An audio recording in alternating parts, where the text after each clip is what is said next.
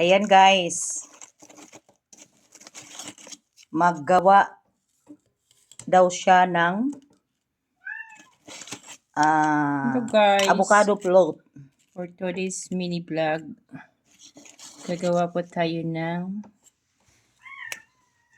ano to? Avocado float. Ito yung ano guys, Ganyan lang kasimple. simpleng buhay lang tayo guys, kasi simpleng buhay ay kaysa Wala kasing mangga, mahirap maghanap ng mangga sa lugar dito. Meron naman siya pero hilaw. So, avocado na lang. Pwede naman yan. Yan. Charap naman. Naimas, masarap, kalamit. So, another patong na naman. Ayan. Ganyan lang yan guys, patong-patong. Okay lang ang pagkain magpatong-patong guys ha. Wag lang ang asawa patong-patong guys.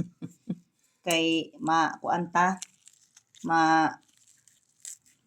alam nyo na. Ayan. Maraming ano lang yan guys, cream at saka kondensada. Ayan. Ganun lang kasimple, cream, kondensada, graham biscuit, avocado. Makakagawa na kayo ng avocado float. Ayan. Ipatong na naman si avocado.